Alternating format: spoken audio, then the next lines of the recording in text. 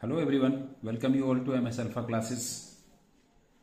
इस वीडियो में हम एक्सरसाइज 3.4 चैप्टर 3 का क्वेश्चन नंबर 1 डिस्कस करेंगे। क्वेश्चन 1 है solve the following pair of linear equations by the elimination method and the substitution method. So substitution method and graphical method हम already previous exercise में study कर चुके हैं, सीख चुके हैं कि किस तरह से हम सॉल्यूशन फाइंड करते हैं पेयर ऑफ लीनियर इक्वेशंस के। इस एक्सरसाइज में हमें एलिमिनेशन मेथड का यूज करके सॉल्यूशन फाइंड करने, इसमें साथ में सब्स्टिट्यूशन मेथड भी गिवन है, बट सब्स्टिट्यूशन मेथड हम ऑलरेडी प्रीवियस एक्सरसाइज में कर चुके हैं। सो आपको यहां पर अगर एग्जामिनेशन में मेंशन है कि आपको किसी क्वेश्चन का आंसर एलिमिनेशन और सब्स्टिट्यूशन से फाइंड करना, वैसे ऐसा कभी कोई क्वेश्चन आया नहीं है। सो इसलिए हमें इस एक्सरसाइज में मेन क्या है, एलिमिनेशन मेथड को सीखना है। सब्स्टिट्यूशन मेथड तो ऑलरेडी हम प्रीवियस एक्सरसाइज में सीख चुके हैं। सो हम कैसे करेंगे किसी सॉल्यूशन का, पेयर ऑफ लीनियर इक्वेशंस का सॉल्यूशन फाइंड एलिमिनेशन मेथड से। इस क्वेश्चन नंबर 1 का फर्स्ट पार्ट है x plus y equals to 5 and 2x minus 3y equals to 4। ये इसमें pair of linear equations given है। सो करते हैं सॉल्यूशन इसका। फर्स्ट इक्वेशन है x plus y equals to 5, इसको हम कंसिडर कर लेंगे इक्वेशन 1। सेकेंड इक्वेशन है 2x minus 3y equals to 4। सो पहले हम ये समझ लेते हैं कि एलिमिनेशन मेथड क्या होता है और उससे हम कैसे सॉल्यूशन फाइंड करते हैं। सो यहां पर जैसे कि आपको मालूम है कि इसमें 2 वेरिएबल है, लीनियर इक्वेशन 2 वेरिएबल है पेयर ऑफ लीनियर इक्वेशंस में। सो हम इन दोनों वेरिएबल में से x में से या y में से किसी एक टर्म को, या तो x को हम इक्वल कर लेते हैं या y को इक्वल कर लेते हैं दोनों इक्वेशन में, और फिर उसको एलिमिनेट कर देते हैं अगर इनके साइन सेम होते हैं। जैसे यहां पर x प्लस है और 2x भी प्लस है, तो इनको इक्वल करके हम सब्ट्रैक्ट करके कैंसिल आउट करते हैं, एलिमिनेट करते हैं। और अगर यहां पर डिफरेंट साइन है और हम इसको इक्वल कर लेते हैं, तो फिर इसको हम ऐड करने पर कैंसिल कर पाएंगे, क्योंकि प्लस और माइनस सेम होंगे तो ऐड करने पर उनका वैल्यू 0 हो जाएगा। जैसे कि अगर सपोज करो हम इस फर्स्ट टर्म x को कैंसिल आउट करना चाहते हैं, यहां पर इसको एलिमिनेट करना चाहते हैं, तो हम इक्वेशन 1 को मल्टीप्लाई कर देंगे। इक्वेशन 1 को मल्टीप्लाई करेंगे, x को नहीं करेंगे, इक्वेशन 1 को। इक्वेशन लिखने के बाद में फिर आप उसको मल्टीप्लाई करोगे। अगर तो हम इसको, ये 2x है इक्वेशन 2 में और इसमें 1x है, तो इसको इक्वल कब होगा, जब हम इक्वेशन 1 को 2 से मल्टीप्लाई करेंगे। सो ये हो जाएगा 2x plus 2y equals to 5 2 जा 10। तो ये भी 2x हो गया और ये भी 2x हो गया, तो हम इसको यहां पर एलिमिनेट कर सकते हैं अगर हम x को करना चाहते हैं। अगर हम y को एलिमिनेट करना चाहते हैं तो ये 3y माइनस में है और ये y है, तो हम इक्वेशन 2 को मल्टीप्लाई करेंगे 3 से। मल्टीप्लाई करने पर ये हो जाएगा 3x plus 3y equals to 3 5 जा 15। तो फर्स्ट इक्वेशन में भी ये y टर्म 3y हो गया और इसमें भी 3y है, बट यहां पर प्लस है यहां पर माइनस है। तो ये कैंसिल कब होंगे, ये एलिमिनेट कब होंगे, जब हम दोनों को ऐड कर देंगे। y में से 3y माइनस हो जाएगा और फिर यहां पर ये टर्म पूरा कैंसिल हो जाएगा और इस तरह से फिर x की वैल्यू आ जाएगी। तो ये मेथड होता है एलिमिनेशन मेथड, जब 2 वेरिएबल में से किसी एक वेरिएबल के टर्म्स को हम इक्वल करके बाय मल्टीप्लीकेशन और बाय डिवीजन, या तो मल्टीप्लाई करके या उसको डिवाइड करके, इक्वल करके उसको हम फिर एलिमिनेट कर देते हैं, तो दूसरे वेरिएबल की वैल्यू आ जाती है। सो यहां पर हम इक्वेशन 1 को, x को हम कैंसिल करना चाहते हैं तो हम इक्वेशन 1 को मल्टीप्लाई कर लेंगे 2 से। हम यहां पर इस तरह से यहां लिखेंगे, इक्वेशन 1 लिखने के बाद में लिखेंगे 2। अगर हमने यहां पर इक्वेशन 1 नहीं लिखा है और यहां पर लिख दिया डायरेक्ट मल्टीप्लाइड बाय 2, सो क्योंकि यहां पर इक्वल है तो 2 से 5 मल्टीप्लाई होगा, ये इधर मल्टीप्लाई नहीं होगा और हमारी इक्वेशन रॉन्ग हो जाएगी, क्योंकि हमने उसकी ओरिजिनल वैल्यू को एक डिसऑर्डर में हमने उसको चेंज कर दिया है। सो इसका जो प्रॉपर मेथड है वो ये है कि हम इक्वेशन कंसीडर करके फिर उसको 2 से मल्टीप्लाई करेंगे। तो इसका मीन्स है कि इक्वेशन 1 को मल्टीप्लाई करना है, आपको पूरी इक्वेशन को मल्टीप्लाई करना है, x को भी, y को भी और कांस्टेंट टर्म को भी। सो हम मल्टीप्लाई करते हैं 2 से इक्वेशन 1 को।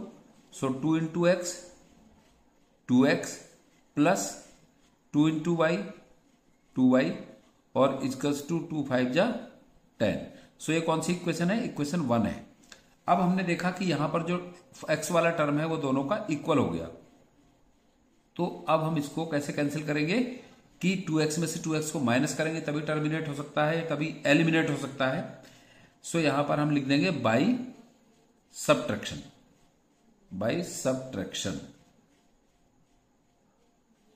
बाई सब्सट्रैक्शन होता है। बाई सब्सट्रैक्शन हमने लिख दिया इसको, तो माइनस करने पर देखो यहां पर माइनस हो गया, यहां पर माइनस हो गया। माइनस तो हमें दोनों टर्म को, कांस्टेंट टर्म को भी करना है, इक्वेशन 1 को 2 में से माइनस करना है, और यहां पर भी ये माइनस हो गया।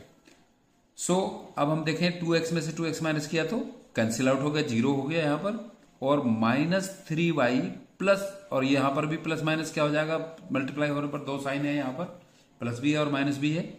सो माइनस प्लस की मल्टीप्लाई माइनस, तो ये -3y है और ये -2y है। सो दोनों सेम साइन के हैं, तो सेम साइन के दोनों ऐड हो जाते हैं, -3 और 2 5y इजकल्स टू, यहां पर है इसमें 4 और यहां पर -10। सो 4 में से -10 करेंगे हम तो -6 आ जाएगा, और माइनस से माइनस कैंसिल हो गया। फिर यहां से हम y की वैल्यू फाइंड कर लेंगे, y हो जाएगा 6/5। सो ये आ गई इसमें से y की वैल्यू। सॉल्यूशन फाइंड करने का मीन्स है कि जो उसमें वेरिएबल्स हैं उन दोनों की वैल्यू फाइंड करना। अब हम क्या करेंगे, जैसे हम सब्स्टिट्यूशन में भी करते थे, एक वैल्यू फाइंड करके दूसरी में सब्स्टिट्यूट करते थे, तो यहां पर हमें सब्स्टिट्यूशन का भी यूज करना है। थोड़ा सा क्या करना है कि सब्स्टिट्यूट या पुट y इक्वल्स टू 6/5 इन, यहां पर किसी भी इक्वेशन में हम इस वैल्यू को सब्स्टिट्यूट कर सकते हैं। जो भी इजी वाली इक्वेशन है, सिंपलेस्ट फॉर्म में लिखी है, उसमें हम इसको सब्स्टिट्यूट कर सकते हैं। सो हमारी फर्स्ट इक्वेशन थी x + y = 5, इसमें भी कर सकते हैं। 2x - 3y = 4, इसमें भी कर सकते हैं, किसी में भी कर सकते हैं, वैल्यू सेम आएगी। इन इक्वेशन 1 पुट y = 6/5, या हम लिख सकते हैं सब्स्टिट्यूट y = 6/5 इन इक्वेशन 1। इक्वेशन 1 है x + y = 5, जो क्वेश्चन में गिवन थी शुरू में, उस वैल्यू में हम उस इक्वेशन में रखेंगे इसको। y की वैल्यू 6/5 है, x + 6/5 = 5। सो ये कांस्टेंट टर्म है 6/5, इसको हम राइट साइड से इधर ले जाएंगे कांस्टेंट टर्म के साथ में। x = 5 गिवन है, 6/5 को इधर ले जाएंगे तो -6/5, और फिर x = अब ये फ्रैक्शन है, ये 5/1 है और 6/5 है। 5/1 जिसका डोमीटर नहीं होता उसका 1 होता है, तो इसके डोमीटर लेकर ही इक्वल करके ही हम इनको सब्ट्रैक्ट कर सकते हैं। सो 5 × 1 = 5, 5 × 5 = 25, -6, इसका ऑलरेडी 5 है, अब दोनों का डिनोमिनेटर 5 होगा।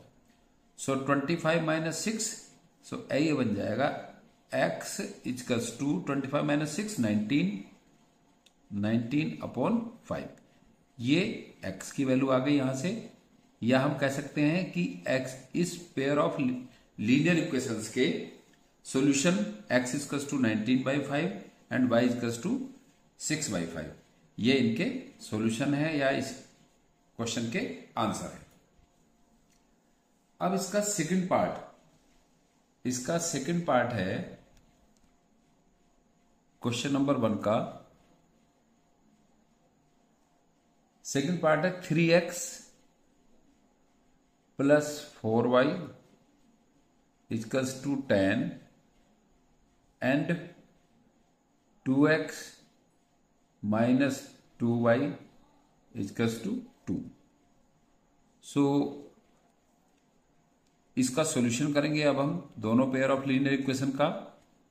पहली इक्वेशन है 3x + 4y = 10, equation 1, and 2x - 2y = 2, equation second.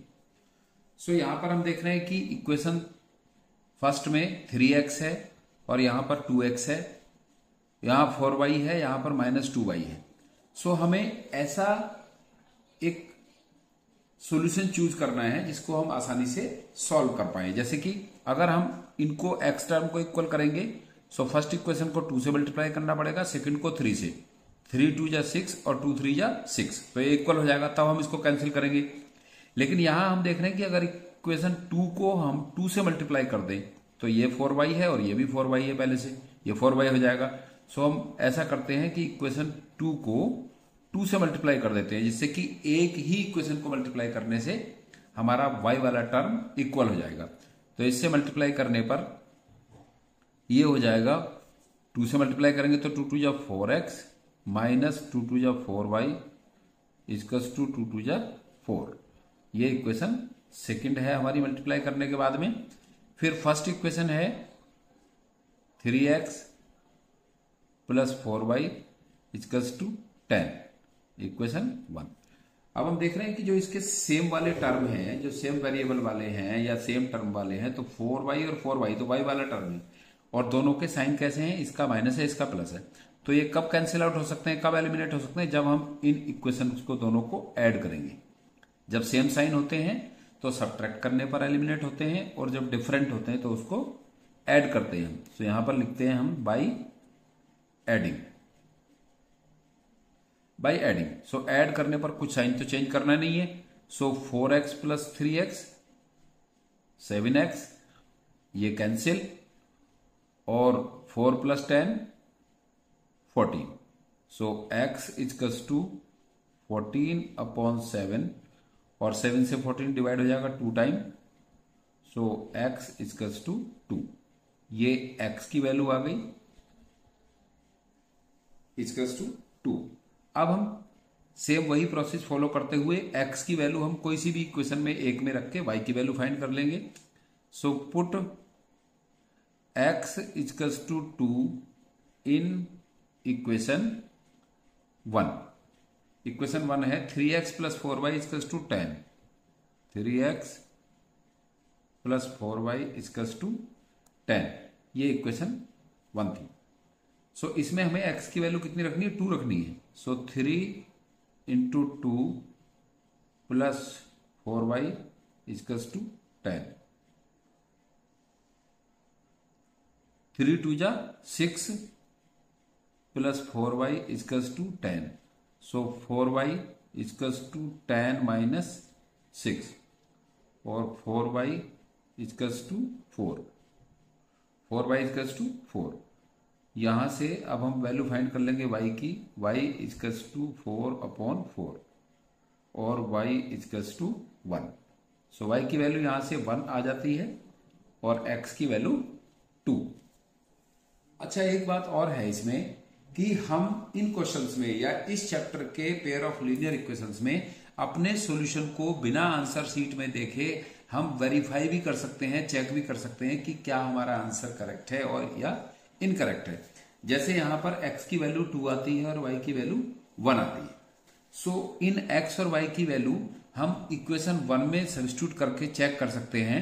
अगर left hand side equals to right hand side आती है, सो इट मीन्स हमारा आंसर करेक्ट है। जैसे x की वैल्यू 2 है, सो 2 3 जा 6, y की वैल्यू 1 है, 4 1 जा 4, और 6 प्लस 4 10। लेफ्ट हैंड साइड में 10 हो गया और राइट हैंड साइड में भी 10 है। सो ये शो करता है कि हमारा आंसर करेक्ट है।